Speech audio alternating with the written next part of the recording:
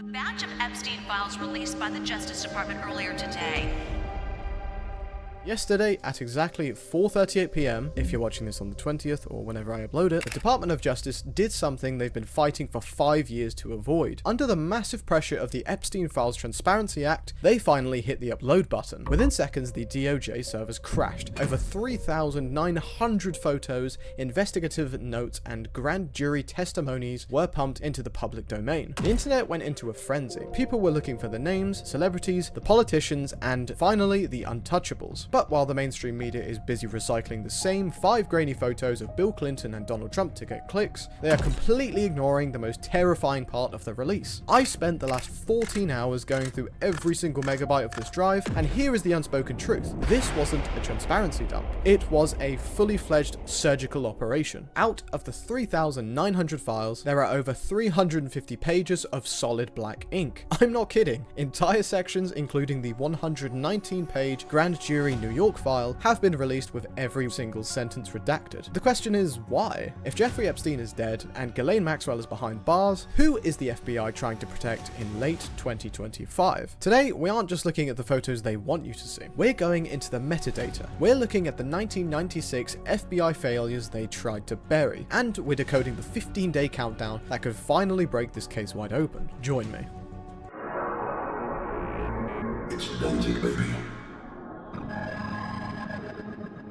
Let's start with the redactions, because this is where the real story is hidden. The DOJ released a statement claiming they redacted 1,200 names of victims and third-party associates to protect their privacy. We all agree that victims deserve privacy, obviously. But look at this on your screen right now. This is a 255-page sequence where not a single word is legible. You cannot tell me that 255 consecutive pages are all names of victims. This is what we call over-redaction. In legal terms, it's a way to comply with the letter of the law while violating the spirit of it. They are shielding the mechanics of the network. What we've discovered in the unredacted headers is that these blacked out pages refer to the financial transfers from 2004 to 2007. This is the money trail. This is how the private island was funded, how the planes were fueled, and more importantly, who was paying the bills. Think about the psychology here. The government knows that if they give us 3,000 photos of celebrities, we'll be too busy arguing about which politician is worse to notice that the money remains hidden. It's the same pattern we saw in the previous video with Ruja Ignatova and the OneCoin billions. When the money disappears into the shadows, the people behind the money stay safe, but the December 19th dump had a flaw. They missed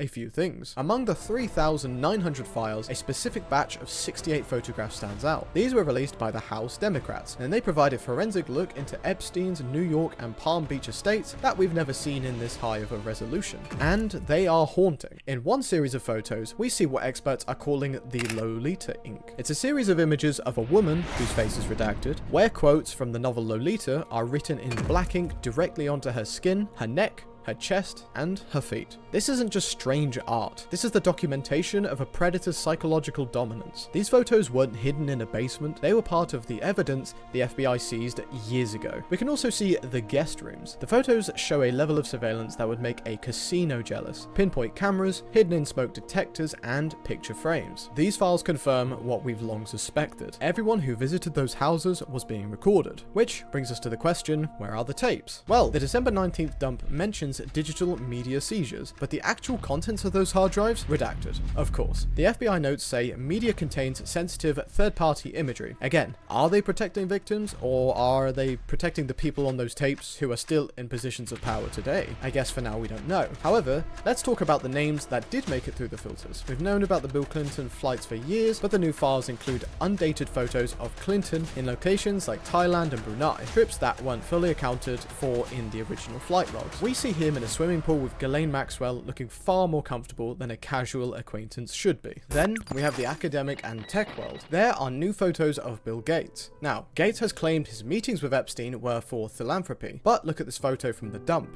Gates is standing next to a woman who has been redacted. Now, you wouldn't do this if your reasons were just for philanthropy. The question is why? If this was a public or professional meeting, why are those specific identities still classed as a national security risk? And honestly, it's not just Gates. We see Noam Chomsky as well, one of the most respected intellectuals in the world, photographed on said private jet. We also see Steve Bannon, the former Trump advisor, appearing in investigative notes regarding financial networking. The December 19th files prove that Epstein's reach wasn't just one-sided. It wasn't Democrat or Republican, it was a bridge. He was the man who connected the people with the money to the people with the power, and he used his services to ensure that connection stayed permanent. But there's one document in this dump that makes all of the celebrities look like a distraction. It's the 1996 FBI memo. This is the grand slam evidence of the release. For decades, the FBI told us they did not have enough to go on in the early days. They said Epstein didn't pop up on the radar in a big way until the mid-2000s. This was a lie. Included in the 3,900 files is the original report from Maria Farmer in 1996,